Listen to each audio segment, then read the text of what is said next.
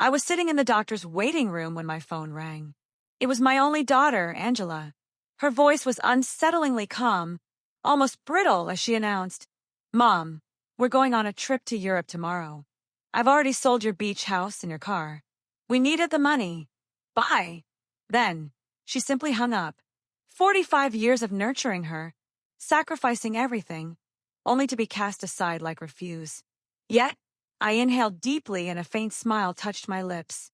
There was a crucial detail my dear daughter was unaware of. My name is Antonia Brooks. I am 71 years old. Until that moment, I believed I knew my daughter. I had been a widow for 6 months. My husband, Robert, had passed away from a heart attack over breakfast, just as we had done every morning for 4 decades. That morning, he poured my coffee, added cream, and toasted my bread.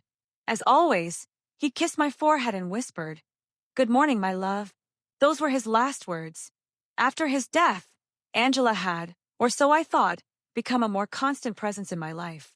She visited 3 times a week, assisted with funeral arrangements, and even accompanied me to the grocery store.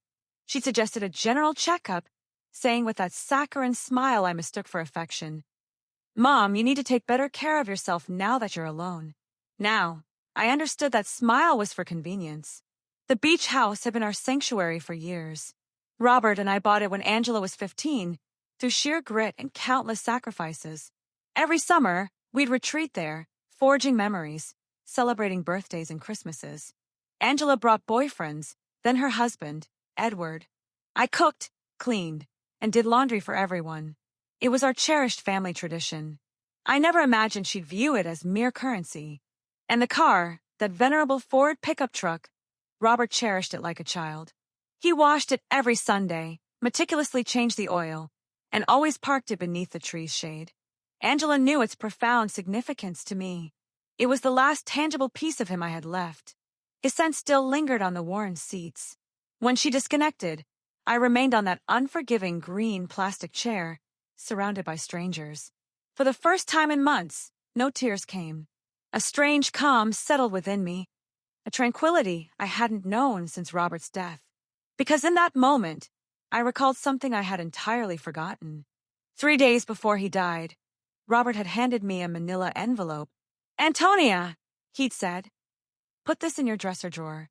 If anything happens to me, open it after a while, but only when you feel ready." I tucked it away without much thought, and the crushing grief and endless arrangements after his funeral had simply erased it from my mind. But there it was, waiting for me at home. The nurse called my name. The doctor examined me, declared me in good health for my age, advising only more rest and better eating. I nodded, feigning attention, but my thoughts were miles away. I was consumed by that envelope, by the chilling indifference in Angela's voice, and the certainty that Edward was the architect of it all. He had always seen me as an inconvenience. I left the office and walked slowly towards the bus stop. My car was gone, according to Angela. Yet, as I waited, I couldn't suppress a smile. There was a peculiar poetry to this turn of events. My daughter believed she had stripped me bare. But what she didn't know was that Robert, my clever Robert, had always been a man who planned ahead. The bus arrived, and I settled by the window, watching the city pass by. Houses, shops, people rushing, each with their own dramas, their own secrets. I, too, held a secret, and I was about to uncover it. Upon reaching home, I went directly to my bedroom. Opening the dresser drawer, I found the manila envelope, precisely where I'd left it.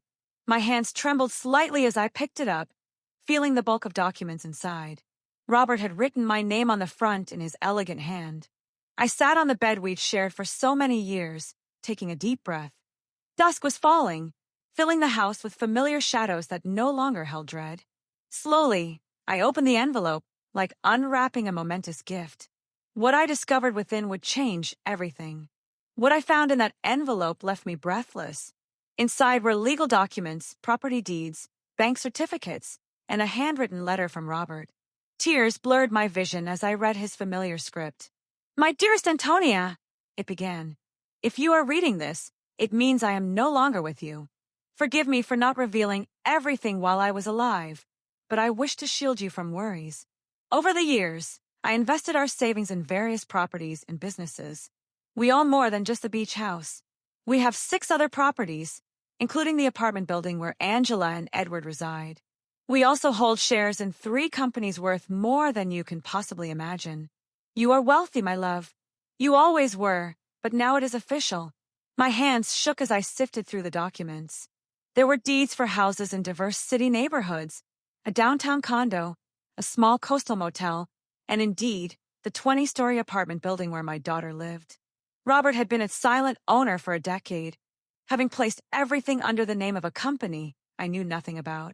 And according to the papers, I was the sole heir to that company.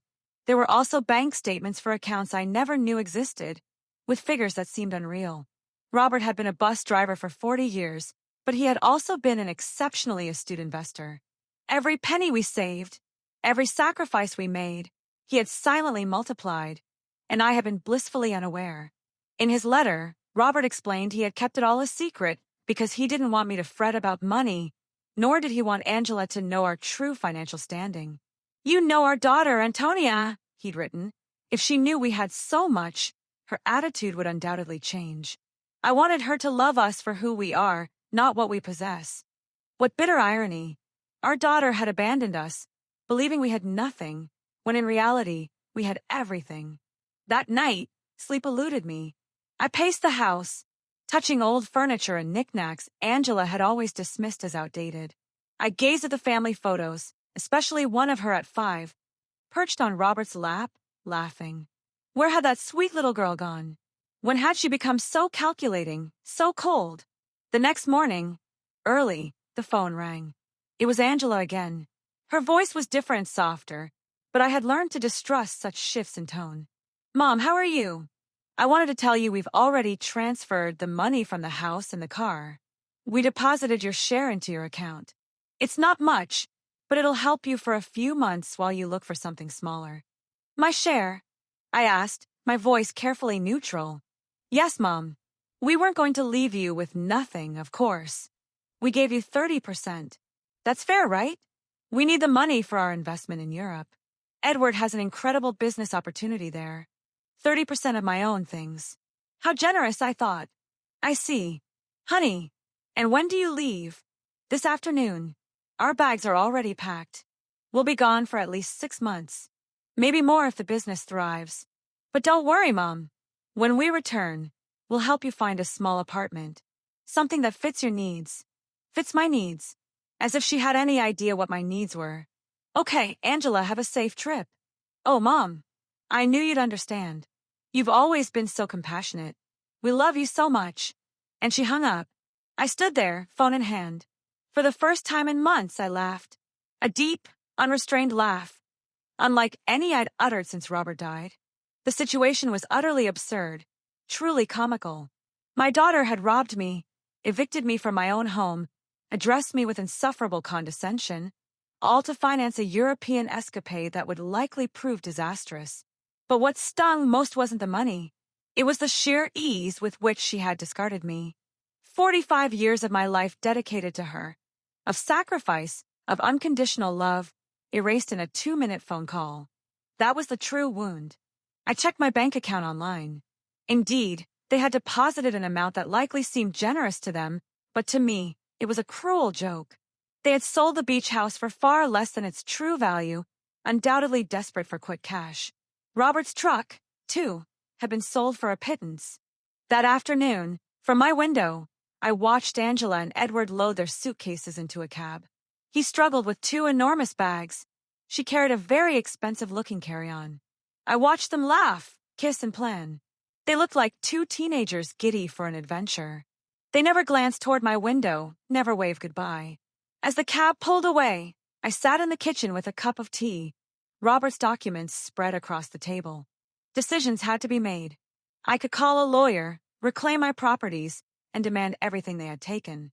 But something told me there was a better way, a more profound lesson to impart.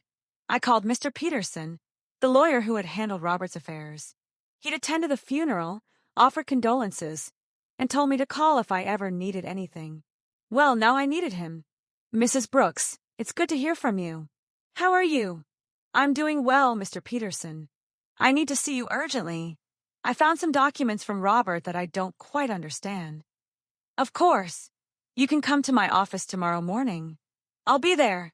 That night, for the first time in months, I slept soundly. I dreamed of Robert.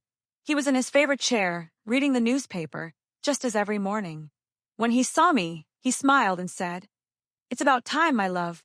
It's about time you stood up for yourself." I awoke with a strange sensation.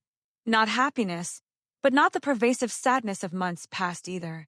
It was a potent surge of determination. For the first time since Robert's death, I had a clear purpose. I was going to reclaim what was mine, but not in the way Angela expected. The next morning, I dressed with more care than usual. I chose my wine-colored dress, the one Robert always said made me look elegant. I styled my hair and applied a touch of makeup. When I looked in the mirror, I saw a woman I hadn't recognized in a long time, a strong woman. Mr. Peterson's office was downtown, in an old but elegant building with marble floors and large windows. He greeted me with a warm smile, but when I presented the documents, his expression transformed. "Mrs. Brooks, this is far more than I ever imagined." Robert was a remarkably shrewd man. "According to these papers, you are the owner of—" "I know, Mr. Peterson. I've reviewed them. What I need to know is my legal recourse." Mr. Peterson explained that everything was in order, the documents legitimate, and I was indeed the rightful owner of all those properties. He also confirmed a suspicion. The sale of the beach house was illegal, as Angela had no right to sell it. "We can reclaim the house immediately, Mrs. Brooks, and we can also proceed with legal action against your daughter for fraud." "No, Mr. Peterson. I don't want to pursue legal action. I intend to handle this differently. I want everything to remain a secret for now." He regarded me with curiosity but nodded. "Of course. You are my client. What do you require?" "I need you to discreetly retrieve the beach house. Take all necessary steps to nullify that fraudulent sale and help me gain direct control of all my properties, especially the building where my daughter lives." "I understand. It will be a process taking a few weeks, but it's entirely feasible." "Perfect. And Mr. Peterson, I need no one to know I am behind any of this, at least for now." As I left his office, I felt as if I'd awakened from a long dream. I walked through the downtown streets, observing people, buildings, life proceeding as normal. But for me, everything had shifted. I had a plan. The following weeks were the most surreal of my life. Officially, I was a destitute widow abandoned by her daughter. In secret, however, I was a wealthy woman silently orchestrating the recovery of my assets. Mr. Peterson worked efficiently, calling every few days with updates. I decided to remain in my house for the time being. It was mine, after all, though Angela likely envisioned me confined to a single room. Each morning, I'd wake, have breakfast at the same table Robert and I had shared for decades, then take a walk in the neighborhood. Neighbors greeted me with that familiar blend of pity and curiosity reserved for recent widows. Aurora, my lifelong neighbor, approached me one afternoon while I was watering the front garden. "Antonia, dear, is it true Angela went to Europe and left you all alone?" "Yes, Aurora. She went with Edward. They have business plans over there. And how are you going to manage, sweetie? We all know Robert didn't leave much money. If you only knew, I thought." "Don't worry, Aurora. I'll be fine. Do you need anything? I can bring you food, help with groceries." "You're very kind, but I'm truly fine." Aurora looked at me with that expression I knew well, the same one I'd received after the funeral, compassion laced with a hint of relief that it wasn't her tragedy. "Well, you know where to find me if you need anything." These conversations repeated constantly with the butcher, the baker, the lady at the corner store. Everyone spoke to me in that soft tone reserved for the unfortunate. I would nod, smile, and thank them for their concern. But deep down, a part of me relished this performance. It was like living a double life. Mr. Peterson called one Wednesday morning. "Mrs. Brooks, I have good news. I was able to nullify the sale of the beach house. The buyers were unaware of the fraudulent nature of the sale, so they received their money back without issue. The house is yours again." "Excellent, Mr. Peterson. And the building where Angela lives? That one is more complicated. Technically, you've always been the owner through the company, but we need to make some administrative changes to grant you direct control." That should take another 2 weeks. Perfect. Keep me informed. After hanging up, I sat in the kitchen with my coffee, thinking of Angela. She'd been in Europe for 3 weeks, and I'd heard nothing from her. No call, no message, not even a postcard. To her, I had ceased to exist the moment she secured the money she needed. But I knew that was about to change. I decided to visit the beach house. I took the bus to the coast, the same route Robert and I had traveled hundreds of times. The house was exactly as I remembered it. Small, cream-colored, with a porch overlooking the ocean. The temporary occupants had placed potted plants on the steps, but otherwise, everything was unchanged. I sat on the curb across the street and simply gazed at it for an hour. I recalled summer afternoons when Angela was small, running on the beach, building sandcastles. Robert grilling fish on the barbecue while I prepared salads in the kitchen. Angela bringing friends, then boyfriends, then Edward. All those joyful moments she had reduced to a simple commercial transaction. An older gentleman emerged from the house and noticed me. He approached with curiosity. "Are you all right, ma'am?" "Yes, thank you. I'm just reminiscing." I knew the former owners. Yes, I knew them very well. What a shame what happened. They told us the elderly lady was very sick and needed to sell fast. We thought it was a steal, but it turns out the sale wasn't legal. We had to return the house. Did you know them personally? No. We did everything through intermediaries, but they told us the daughter handled everything because the mother couldn't. What a sad situation. If you only knew how truly sad it was, I thought. Well, I'm glad you didn't lose your money. Yes. Luckily, everything worked out. Although, now we have to look for another house. We really like this one. I left with a heavy heart. It wasn't just the money that wounded me. It was the ease with which Angela had lied about me, fabricating a story of my illness, using my supposed vulnerability to justify her actions. To her, I was not a person with feelings, but an obstacle to be removed. That night, I called Mr. Peterson again. "Mr. Peterson, I need your help with something else. I want Robert's truck back, too." "That will be more difficult, Mrs. Brooks. The truck was in your name, but your daughter possessed a power of attorney that allowed her to sell it." "How is that possible?" "Apparently, you signed that power of attorney a few months ago, after your husband's death. Don't you remember? There it was. The moment Angela had begun meticulously planning all of this. I vaguely remembered signing some papers she'd brought, claiming they would streamline the funeral and inheritance arrangements. So disoriented by grief, I had signed without reading. How incredibly naive I had been. "I understand, Mr. Peterson. Is there any way to retrieve it?" "We can try, but it will be more complicated. We would need to prove you signed that power of attorney under deception or coercion." "Let's do it. I want back everything they took from me." Over the next few weeks, I settled into a strange routine. In the mornings, I was the poor widow everyone knew, performing my charade of buying necessities and chatting with neighbors. But in the afternoons, I transformed into a businesswoman. I studied Robert's documents, consulted with Mr. Peterson, and meticulously planned my next moves. I absorbed financial knowledge I never imagined I'd need. Robert, I discovered, had been even more brilliant than I thought.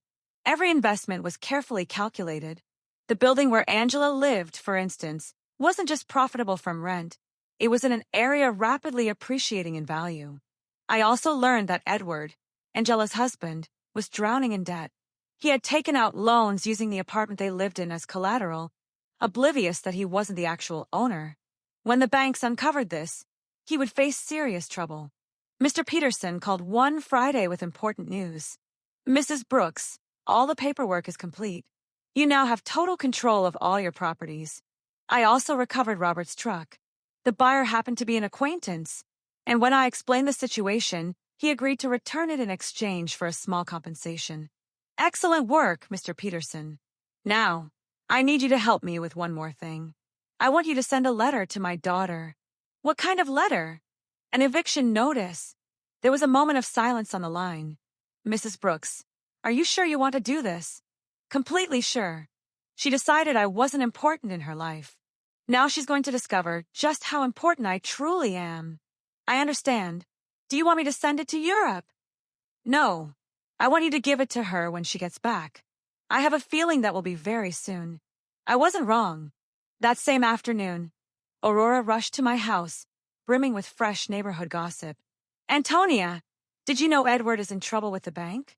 My brother-in-law, who works there, told me they're investigating some loans he took out using their apartment as collateral, but it turns out the apartment isn't his. Really? Yes. And it seems Angela didn't know anything. They're saying she's going to have to come back from Europe to sort out this mess. What a complicated situation. Yes. And the worst part is Edward apparently lied to her about the business in Europe. There was no business. He just wanted to escape the debts he had here. Perfect. Everything was unfolding precisely as I had anticipated. Angela had trusted Edward, sacrificing her relationship with me for him, and now she was discovering he wasn't the man she imagined. That night, I sat on the porch with a cup of tea, gazing at the stars. Robert used to say the stars were the souls of those who had lived full lives, watching over their families from the heavens. If that were true, he was up there, witnessing his plan unfold perfectly. Thank you, my love, I whispered to the sky. Thank you for taking care of me, even after your death. The next day, Mr. Peterson called early. Mrs. Brooks, I have some news. Your daughter just arrived in the country. She's at the airport alone. Alone? Yes. Apparently, Edward remained in Europe. There are rumors they had a very big fight. I see. Did you send the letter? I'm sending it today. She should receive it tomorrow. I hung up, standing in the kitchen, a mix of nervousness and anticipation churning within me. After weeks of silent planning, the moment for the first real move had finally arrived. Angela was about to discover that her mother was far from the defenseless victim she believed. Angela arrived at her apartment on Tuesday night. I knew this because Aurora, who seemed to possess informants throughout the neighborhood, informed me the next day. Antonia, your daughter came back last night. I saw her go in with one suitcase, but she looked terrible, pale, with dark circles under her eyes, as if she'd cried the entire flight. Alone, completely alone. And something strange, Antonia, when the doorman asked her for the keys, she didn't have them. She had to ask the superintendent to let her in with the emergency copy. Interesting. Edward had the keys, meaning he had likely decided not to return. Or perhaps Angela had uncovered something about him and fled. In any case, my daughter was back, and very soon, she would receive my little welcome gift. Mr. Peterson called that same afternoon. Mrs. Brooks, the letter was delivered an hour ago. The doorman confirmed your daughter received it in person. Perfect. How long did we give her? 30 days to vacate the apartment, as per legal standards. But Mrs. Brooks, are you truly sure about this? She is your daughter, after all. Mr. Peterson, my daughter kicked me out of my own house with a 2-minute phone call. She sold my possessions without asking. She treated me like garbage. Now, she is going to learn that actions have consequences. I understand. I just wanted to ensure you had considered all the implications. I have considered them, Mr. Peterson. All of them. That night, I couldn't sleep. I lay awake, imagining Angela's face as she read the letter. The initial confusion, then disbelief, then panic. She would likely assume it was a mistake, a scam. But when she called to verify, she would discover everything was entirely legal. The next day, as if she had been waiting for my call, the phone rang at 8 in the morning. It was Angela, her voice desperate. Mom, I need to talk to you urgently. Good morning, honey. How was Europe? Mom, I don't have time for that right now. I received a very strange letter yesterday. It says I have to vacate my apartment in 30 days. It must be a mistake, right? Do you know anything about this? An eviction notice? How strange. From whom? From a company I've never heard of. It's called, wait, let me find the letter. Robert Investments Incorporated. Do you know this company? Robert had used his own name for the company. How poetic. No, honey, I've never heard that name. Are you sure the letter is legitimate? That's what I want to find out. Mom, I need you to help me. I don't know what to do. Edward left me in Europe. He ran off with another woman, and now I come back to this. I don't understand what's happening. There was the confirmation. Edward had abandoned her, likely when the money ran out, or when he realized the legal problems back home were more severe than he thought. Poor Angela. She had sacrificed her family for a worthless man. I'm so sorry, honey. Where are you now? I'm in the apartment, but I don't know for how long. Mom, can I come see you? I need to. I need to talk to someone. I don't have anyone else. The irony was exquisite. Now that she was left without the man for whom she had abandoned me, she remembered she had a mother. Of course, honey. Come over whenever you want. I'm on my way. I hung up the phone and looked at myself in the mirror. I needed to be perfect for this performance. I put on my most conservative gray dress, tied my hair in a simple bun, and practiced my expression of a worried but resigned mother. When Angela arrived, she would see exactly what she expected to see. A poor, vulnerable widow abandoned by her own daughter. Angela arrived an hour later. When I opened the door, I was struck by her deteriorated appearance. She had lost weight, bore deep circles under her eyes, and her expensive clothes were wrinkled and unkempt. Her eyes were red from crying. "Mom," she said, and for a moment I thought she would hug me, but she stopped, as if suddenly recalling how things had ended between us. "Come in, honey. Do you want some coffee?" "Yes, please." We sat in the kitchen, at the same table where I had read Robert's documents weeks ago. Angela looked small in that chair, lost, just as she had as a child when she came to me with her school troubles. "Mom, I'm so sorry for the way I left. I know I didn't treat you well. It's in the past, honey." "No, it's not. I treated you badly. I said horrible things, and now..." Her voice broke. "Now I have no one. What happened with Edward? He left with a 25-year-old hotel waitress in Paris. It turns out there was never any business in Europe. It was all a lie. He just wanted to escape the debts he had here and use the money from the sale of your house to fund his adventure." "All the debts?" "Yes, Mom. So many debts. It seems he had been taking out loans for years, using the apartment we lived in as collateral. But now I find out he wasn't the owner of the apartment. How is that possible? Here was my opening. I don't know, honey. Property matters are very complicated. The problem is that now the banks are coming after me for his debts. They say since we were married, I'm also responsible. And on top of that, this eviction notice. Mom, I don't know what to do. I don't have money. I don't have a job. I don't have anywhere to live." She began to cry, genuine tears of desperation. For a moment, my mother's heart softened. I wanted to hug her, console her, tell her everything would be okay. But then I remembered the coldness in her voice when she called me from the doctor's office, the ease with which she had discarded me, the way she had spoken to me as if I were a burden. "Did you talk to a lawyer about the letter?" "I don't have money for a lawyer, Mom. We spent all the money in Europe. Edward took what little was left when he ran off with that woman. So, what are you going to do?" "I don't know. I thought maybe I could stay with you for a while, just until I find a job and can get a small place to live." There it was, the question I had been waiting for. After kicking me out of my own house, selling my possessions, treating me like garbage, she now wanted me to rescue her. She wanted the poor widow she had created to save her from the consequences of her own actions. "Of course, honey, this will always be your home." Angela looked at me with surprise, as if she hadn't expected it to be so easy. "Really, Mom, after everything that happened? You are my daughter, Angela. That will never change." She stood, and this time she hugged me. It was a desperate embrace, like someone drowning clinging to the only thing they could find.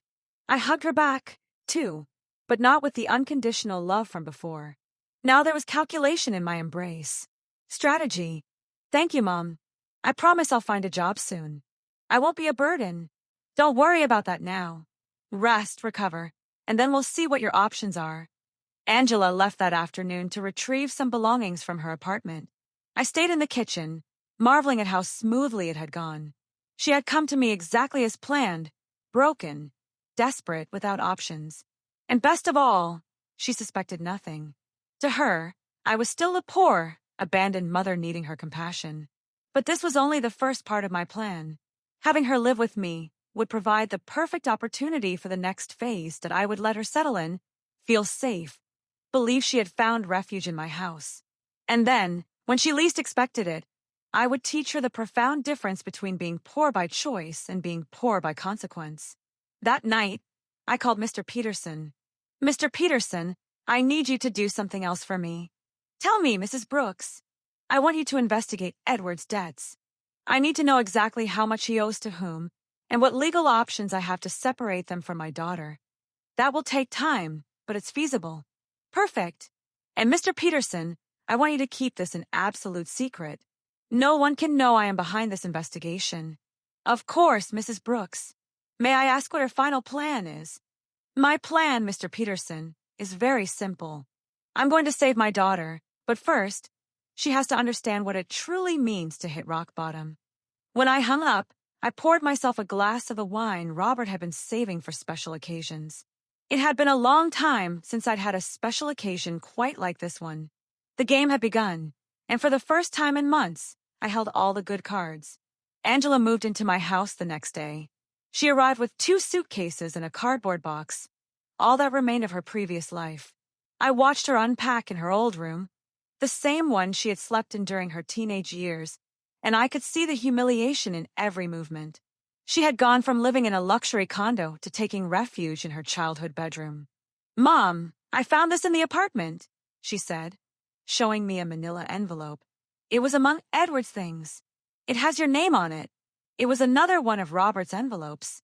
My heart quickened, but I maintained my composure. My name? How strange. Yes, let me see. She showed me the envelope. Indeed, it bore my name in Robert's handwriting, but this one was smaller, newer, different from the one in my dresser. Maybe Edward found it among Dad's things when he died and forgot to give it to me, Angela suggested. It's possible. May I open it? I opened the envelope in her presence. Inside were a short letter and a small key. The letter read, "Antonia, if you are reading this after having received the main envelope, it means our daughter is going through a difficult time.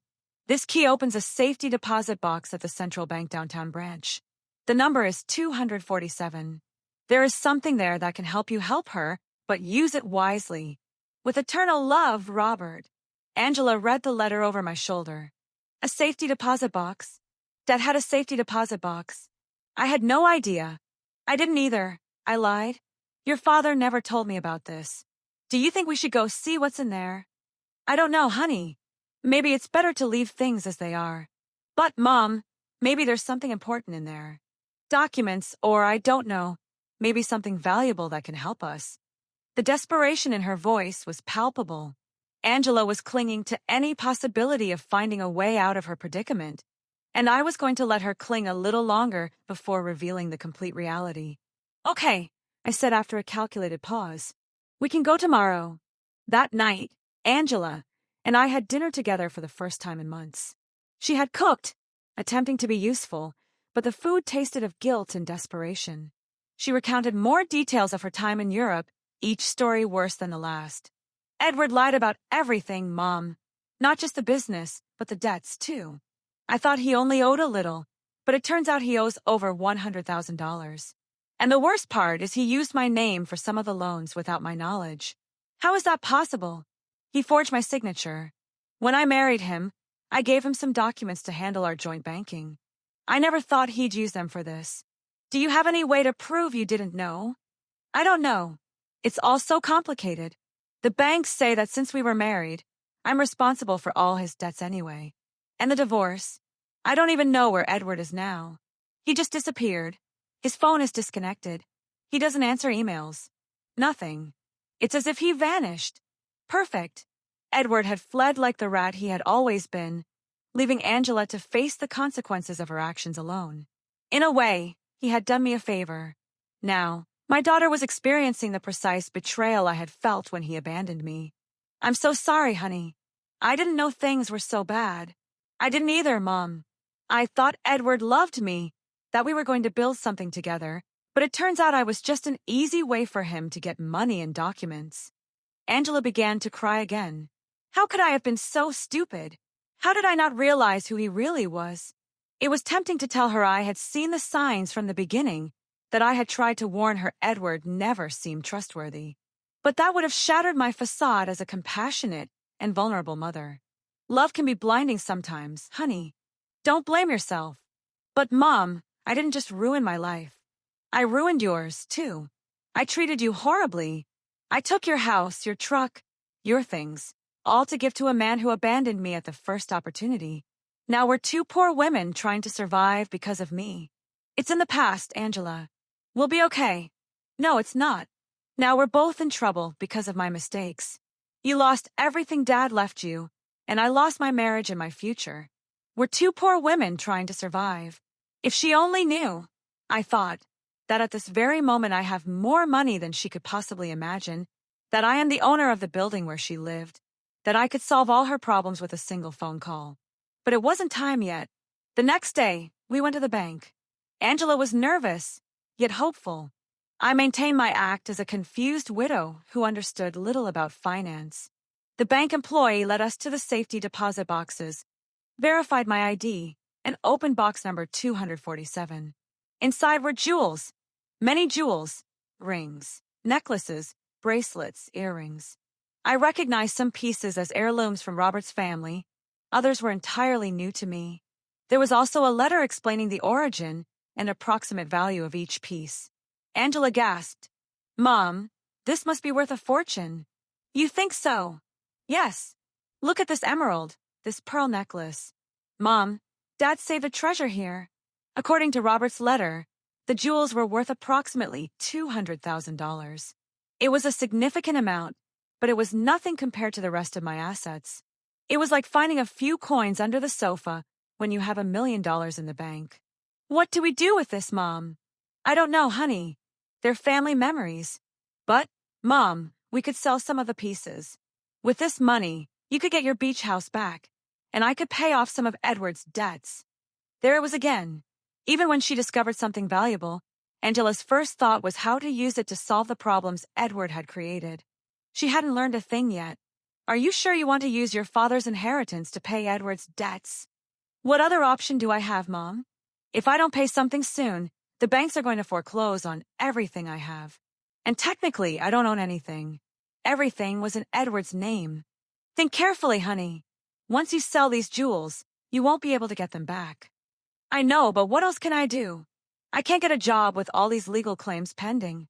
No employer is going to want to hire someone with so many legal problems." We took the jewels home. Angela spread them out on the kitchen table and examined them one by one, calculating which ones she could sell and which she might keep. It was painful to watch her reduce decades of family history to numbers on a spreadsheet. "Mom, I think I can get $180,000 for the jewels," she told me one afternoon, counting the bills on the kitchen table. "It's less than I expected, but it's enough to pay off the most urgent debts. Are you sure you want to do this? I have no choice. If I don't pay something soon, they'll seize everything. Even this house could be at risk if they prove I have some kind of legal connection to the properties." How utterly ironic the situation was. Angela was worried about losing a house that I owned, paying the debts of a man who had abandoned her with money from jewels that had belonged to the same man who had created the fortune that could save her. And how are you going to decide which debts to pay first? I talked to a free financial advisor at the bank. She told me to prioritize the debts that have real collateral because those are the ones that can affect property or lead to immediate foreclosure. Angela had matured significantly in these few weeks. The woman who had sold my belongings without consulting me was now carefully investigating every financial decision.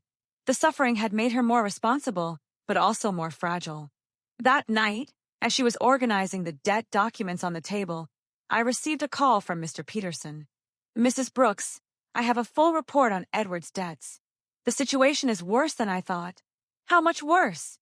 "He owes over $200,000 to several banks and also has debts with private lenders. What's more concerning is that he used falsified documents with your daughter's signature for some of these loans. That means Angela is legally responsible. It's complicated. If we can prove she didn't know, we might be able to get her out of some of the debts. But it's going to be a long and expensive process." "How expensive? For a good lawyer specializing in these types of cases?" "Probably $50,000. And there's no guarantee of success." "I understand. And what if she just pays the debts? If she has the money, that would be the fastest solution, but I doubt she has access to that amount. Mr. Peterson, I want you to prepare all the necessary documents to get my daughter out of these debts, but don't tell her anything yet. You're going to pay, Mrs. Brooks. I'm going to do whatever is necessary to protect my daughter, but this has to be handled in a very specific way." When I hung up, I found Angela in the living room, looking at the jewels with a sad expression. She looked lost, like a child who had broken her favorite toy and didn't know how to fix it. What are you thinking about, honey? About Dad? About how disappointed he would be in me if he could see what I did with my life. Your father loved you very much, Angela. He would understand. No, Mom. He taught me to be responsible, to value family, not to be selfish. And I did the exact opposite. I abandoned my mother for a man who turned out to be a liar. I sold my family's memories for money. I ruined everything he built. For the first time since her return, I heard genuine regret in her voice. It wasn't just lamenting the consequences of her actions, but a true acknowledgement that she had done something morally wrong. People make mistakes, honey. The important thing is to learn from them. But how do I learn from this, Mom? How do I fix the damage I've done? There was the question I had been waiting for. Angela was finally ready to face the truth about her actions and their consequences. But it wasn't yet time to reveal my final card. First, I had to let her hit rock bottom completely. The next few days were crucial for my plan. Angela decided to sell most of the jewels, keeping only the engagement ring Robert had given me and a small necklace that had belonged to her grandmother. I watched her prepare to go to the jewelry stores, research prices, and negotiate with buyers. It was painful to watch her reduce decades of family history to commercial transactions, but it was necessary for her to understand the real weight of her decisions. Over the next 2 weeks, I watched Angela struggle with decisions she never had to make. How to stretch money for food, how to negotiate with creditors, how to look for a job when your credit history is ruined. It was a cruel but necessary education. Mom, I went to 3 job interviews today, she told me one evening, coming home with swollen feet and a tired face. 2 of them told me they can't hire me because of the pending legal problems. The third one offered me a part-time job cleaning offices at night. Are you going to take it? I have no choice. It pays very little, but it's better than nothing, and I can work at night so I can keep looking for something better during the day. Seeing my daughter, who had lived a comfortable life for over 40 years, preparing to clean offices at night, broke my heart. But it also filled me with pride. She was finally facing reality without expecting someone else to solve her problems. Are you sure you can handle so much physical work? I'll have to learn. I can't keep being a burden to you, Mom. It's bad enough that you're letting me live here for free. This is your home, Angela. No, Mom. This is your home, and I'm here because of your generosity, but I'm not going to take advantage of it forever. One night, while Angela was on her first cleaning shift, Aurora came to visit. She sat in the kitchen with me, drinking tea and looking at the family photos on the walls. Antonia, I have to ask you something.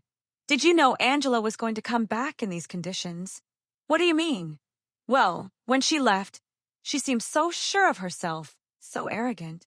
She talked about the great life she was going to have in Europe, about how successful Edward was. And now she's back, completely broken, working a cleaning job, living with you again. Life takes many turns, Aurora. Yes, but there's something else. I've been watching Angela these days, and she looks different. Not just sad, but humble, as if she learned something important. Aurora had always been very perceptive. What do you think she learned? I think she learned the value of a thing she had taken for granted, like having a mother who loves her unconditionally. Maybe. Aurora, can I tell you something? When Angela left and treated you so badly, many of us thought you would never forgive her. But here you are, taking care of her again, giving her a home when she has nowhere to go. She's my daughter, Aurora. Yes, but not every mother would do what you're doing, especially after being treated the way you were treated. If Aurora only knew the complete truth, that I had the power to solve all of Angela's problems, but was choosing to let her suffer a little longer, so she would learn the full lesson. Do you think I'm doing the right thing? I think you're doing what a good mother would do, but I also think Angela needs to fully understand what she lost when she abandoned you. What do you mean? I think she needs to value you not just as the mother who rescues her when she's in trouble, but as the strong woman who built a stable life for 45 years. She needs to respect you, not just need you. Aurora had hit the nail on the head. That was exactly the point of my entire plan. I didn't want Angela to come back to me out of desperation. I wanted her to come back out of genuine respect and mature love. And how do you think that can happen? I think it's already happening. I've seen her these past few days, Antonia. The way she talks to you now is completely different. She's no longer the daughter who gives you orders or treats you like a burden. Now she's a grown woman who is genuinely grateful to have a mother like you. That night when Angela returned from her job, I saw her arrive tired, but with a new dignity. She had earned those few dollars with her own effort, and that meant something to her. How was your first day? Hard, but not as bad as I thought. The other ladies who worked there helped me a lot. One of them, Mrs. Johnson, taught me tricks to clean more efficiently. Mrs. Johnson? Yes. She's 60 years old and has been cleaning offices for 20 years. She told me she started after her husband left her with 3 small children. She says it's not the job she dreamed of, but that it gave her independence and dignity. She sounds like a wise woman. She is. She said something that made me think a lot. She told me there are 2 types of people who end up doing this job. The ones who are there because they never had opportunities, and the ones who are there because they ruined the opportunities they did have. She asked me which group I was in. And what did you tell her? I told her the truth, that I had all the opportunities in the world, a family that loved me, a stable home, an inheritance, and that I ruined it all by following a worthless man. What did she say? She laughed and said, "Well, honey, then at least you know exactly why you're here. That puts you 1 step ahead of most people." Angela poured herself a glass of water and sat with me at the table. "Mom, I want you to know something. These past few weeks have been the hardest of my life, but also the most important. Why? Because I finally understand what really matters. It's not money. It's not living in the most luxurious apartment. It's not impressing people. It's having people who genuinely love you, who are there when everything falls apart." Angela, no. Let me finish. You have every right to hate me for what I did to you. I abandoned you when you needed me most. I took everything Dad left you. I treated you as if you were a nuisance. And now I'm here again, expecting you to forgive me and take care of me. I already forgave you, honey. But I haven't forgiven myself. And I won't until I prove that I've truly changed, that I've learned from my mistakes. Mr. Peterson called me the next morning. "Mrs. Brooks, I have excellent news. The legal process is almost complete. We can get your daughter out of all of Edward's debts." It was time. After weeks of watching Angela struggle, work, and reflect on her mistakes, the moment had finally arrived to show her that she had never been alone, that she had always had someone quietly watching over her. "Mr. Peterson, I want you to organize a meeting. It's time for my daughter to know the whole truth." Mr. Peterson arranged the meeting for Friday morning at his office. I told Angela that I had made an appointment with a lawyer who could help her with her legal problems, but I didn't explain the details. She agreed to come, although she was nervous about the cost of the consultation. "Mom, I don't have money to pay a lawyer. I barely have enough to cover basic expenses. Don't worry about that now, honey. Let's just hear what he has to say." We arrived at Mr. Peterson's office on time. Angela had dressed in her best clothes, which now looked a little big on her thinner body. She was nervous, wringing her hands, expecting another piece of bad news on her endless list of problems. Mr. Peterson greeted us with his usual professional smile. "Mrs. Brooks, Miss Brooks, thank you for coming." "Thank you for seeing us," Angela replied. "Although I should warn you that my financial situation is very complicated, and I probably can't afford high fees."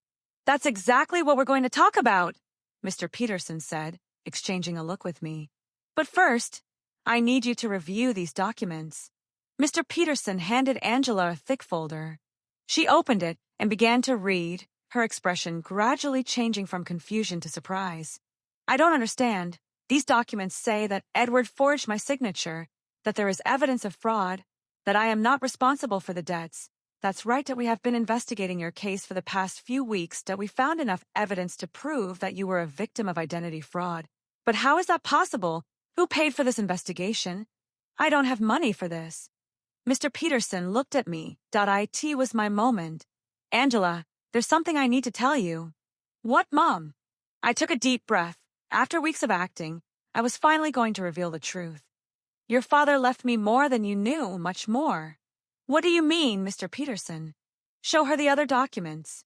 Mr. Peterson took out a second folder and handed it to Angela. This time, the documents were the property deeds, the bank statements, the investment certificates, the entire fortune Robert had built in secret. Angela read in silence for several minutes. Her face cycled through a complete range of emotions: confusion, disbelief, shock, and finally comprehension. Mom, this says you're the owner of the building where I lived? Yes. And that you have other properties, bank accounts, investments? Yes. This means that when I sold the beach house, it was my house and the sale was fraudulent. I already got it back. Angela stared at the papers, trying to process the information. How long have you known this? Since the day you called me from the doctor's office. You knew all this when I came back from Europe asking for help. Yes. You knew you could solve all my problems when you saw me crying every night. Yes. There was a long, tense silence.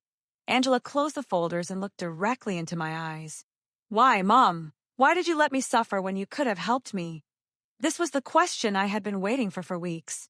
Because you needed to learn something you couldn't learn any other way. What? You needed to learn the value of the things you had lost. The value of family, of respect, of responsibility. When you abandoned me, it wasn't just money you took from me. It was dignity. It was love. It was trust. Angela started to cry, but they weren't tears of self-pity like the ones she had shed during these weeks. They were tears of deep understanding. I abandoned you when you needed me most. Yes. I treated you like garbage. Yes. And you saved me anyway. Yes. But not in the way you expected. I didn't save you by giving you money so you could keep making the same mistakes. I saved you by letting you hit rock bottom so you could learn to save yourself. Mr. Peterson discreetly intervened. Miss Brooks, your mother has paid all the legal expenses to free you from Edward's debts. She has also recovered all the properties that were sold fraudulently. You are completely free of legal problems. And the cleaning job I got? You can quit if you want, I said. But I hope you don't. Why? Because that job is teaching you something you never learned when everything was easy. It's teaching you the value of your own effort, the dignity of honest work, the importance of valuing every dollar you earn. Angela wiped her tears and looked at me with an expression I hadn't seen in years. It wasn't the look of a daughter who needs her mother, but the look of a grown woman who respects another woman. Do you forgive me, Mom? I forgave you a long time ago, honey. The question is, can you forgive yourself? I don't know if I can. I did unforgivable things. People make mistakes, Angela. The important thing is what we do after we recognize those mistakes. Mr. Peterson left us alone in his office for a few minutes. Angela and I sat in silence, processing everything that had happened. Mom, I want you to know something.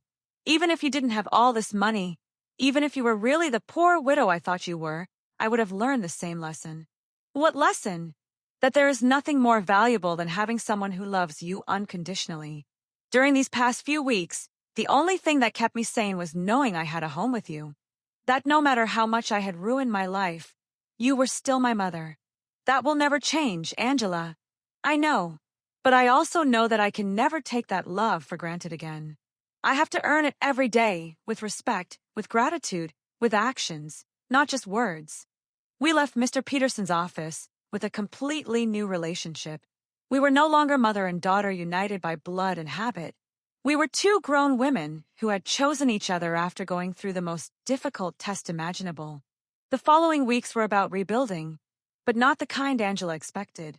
Even though she now knew I had enough resources to solve all her problems, she decided to keep her night cleaning job. Mom, I need to finish what I started, she told me one afternoon as she was getting ready for work. I can't just go back to a comfortable life as if nothing happened. Are you sure? You don't have to punish yourself forever. It's not a punishment. It's a way of remembering who I was and who I want to be now. I watched her put on her work uniform, something unthinkable a few months ago when she lived in the luxury condo with Edward. But there was something different in her posture, in the way she moved. She was no longer the broken woman who had arrived crying at my door. She was someone who had found dignity in honest work. Aurora came to visit me that afternoon, as she had done every few days since Angela had returned. Antonia, there are some very strange rumors going around the neighborhood. What kind of rumors? People are saying that you're not as poor as we all thought. Someone saw Angela leaving a very elegant lawyer's office downtown, and then they saw her paying off all her debts at the bank. People talk a lot, Aurora.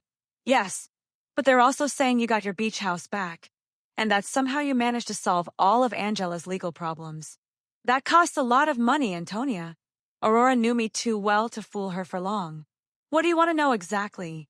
I want to know if my friend of 40 years has been lying to me about her situation. I poured myself a cup of tea and sat across from her. It was time to be honest with someone else. Robert left me more than anyone knew, Aurora. Much more. How much more? Enough so that Angela and I never have to worry about money again. Aurora was silent for a moment, processing the information. And why did you pretend to be poor all these months? Because I needed Angela to learn something she couldn't learn any other way. I told her the whole story. Angela's cruel phone call, my plan of silent revenge, the weeks of watching her hit rock bottom, and finally, the revelation in Mr. Peterson's office. Antonia, that is brilliant and terrible at the same time. Terrible. Yes, because you let your own daughter suffer when you could have helped her immediately.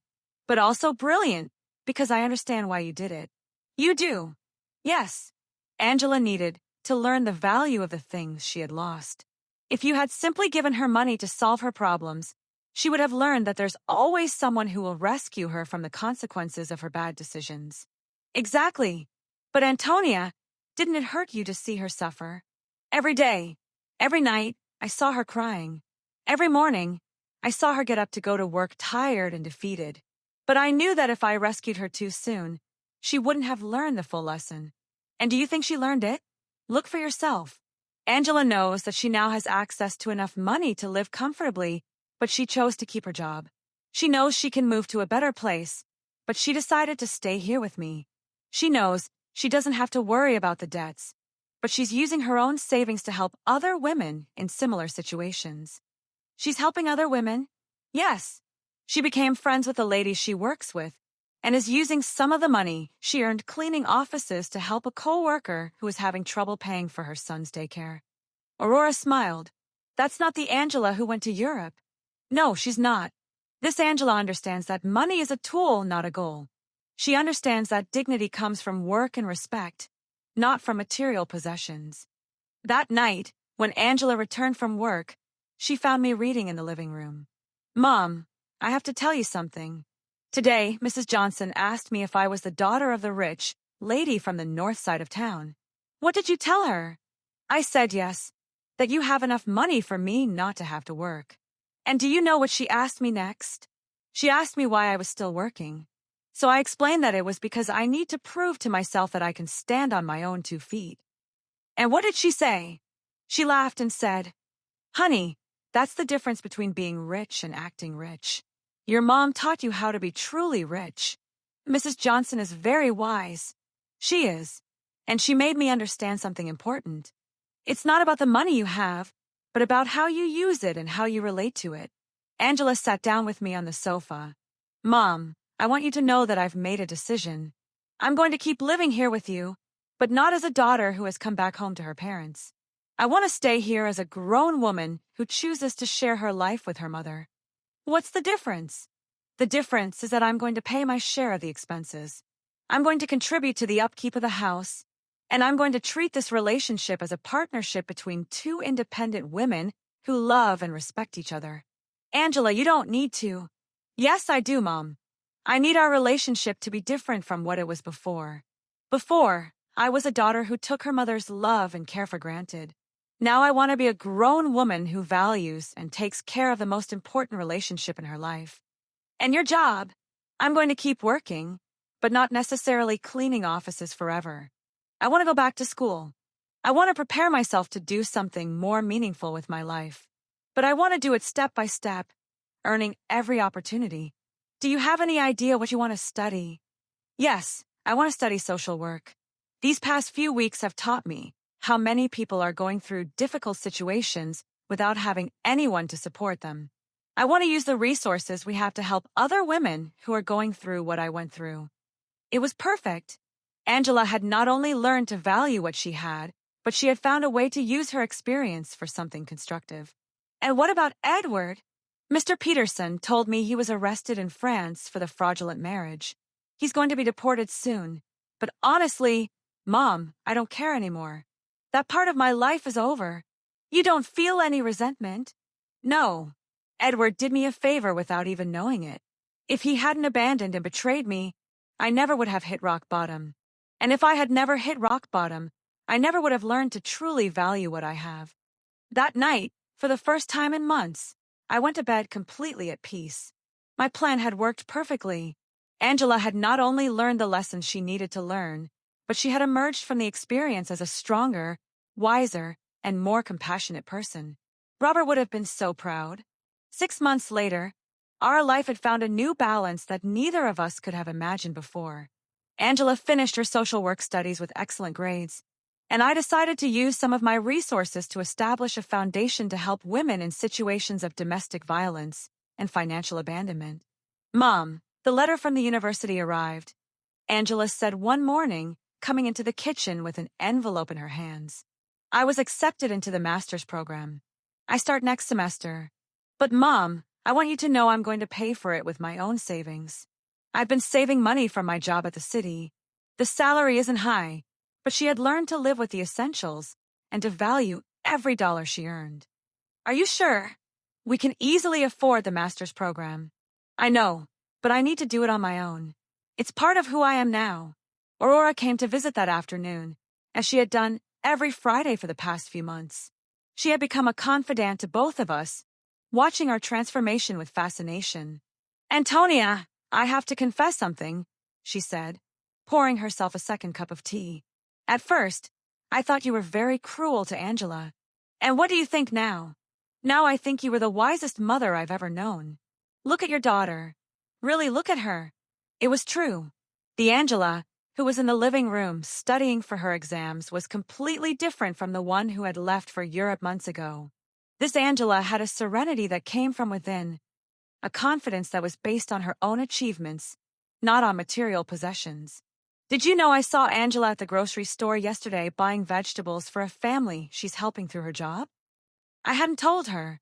And when I asked her why she was using her own money instead of the government budget, she told me that some things can't be measured in official budgets.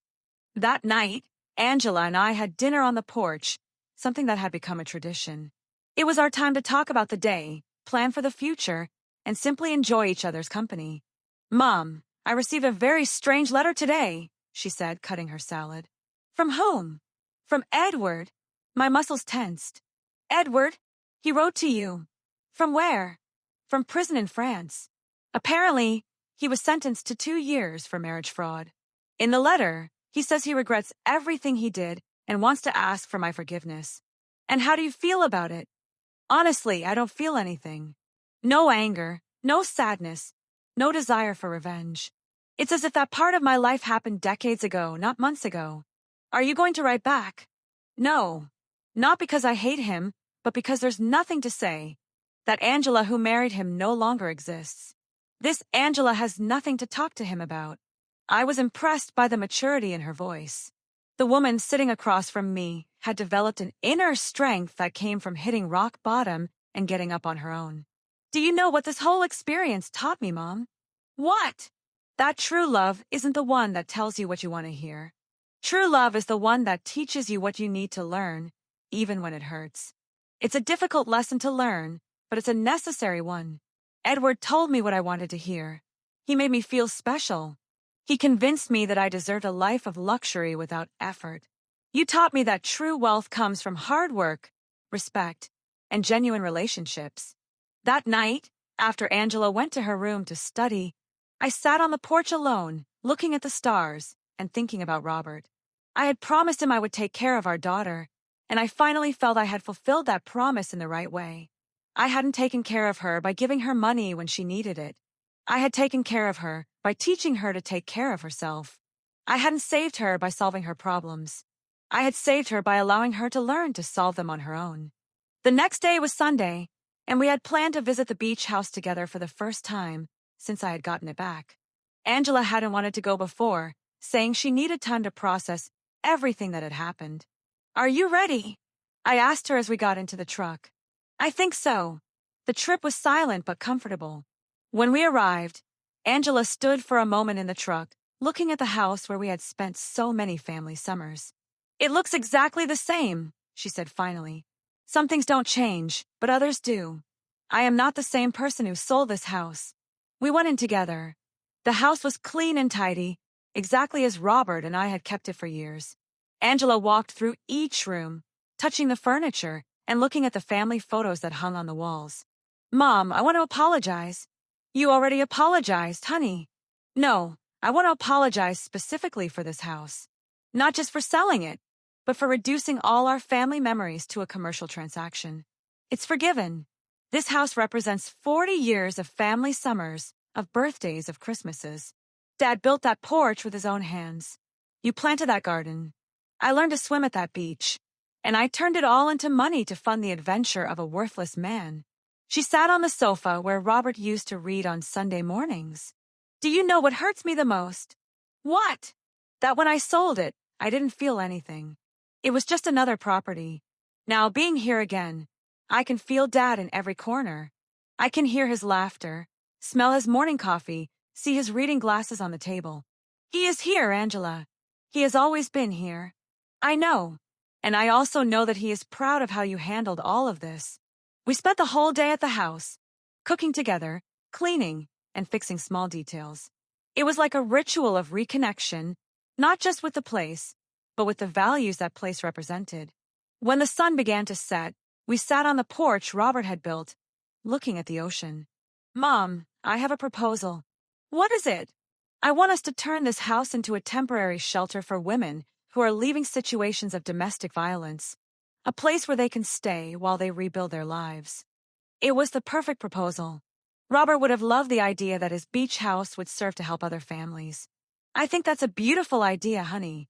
We can use some of the foundation's resources to maintain it, and I can oversee the program through my job. Are you sure you want to turn our family sanctuary into that, Mom? The best sanctuaries are the ones that are shared. Dad always said that a house isn't truly a home until it opens its doors to other people who need love. He was right. Robert had always been generous with our home, inviting relatives, friends, and neighbors who needed a place to stay. We returned home that night with a new project and a completely renewed relationship. We were no longer mother and daughter united by obligation or need. We were two women who had consciously chosen to build a life together based on love, respect, and a common purpose. That night, before falling asleep, I spoke to Robert in silence. We did it, my love. Our daughter finally understood what truly matters. And for the first time since his death, I felt he answered me. I always knew you would. You're both stronger than you think. Justice had arrived not as revenge, but as education, not as punishment, but as transformation.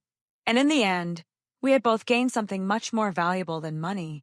We had gained an authentic relationship built on a solid foundation that no future crisis could destroy.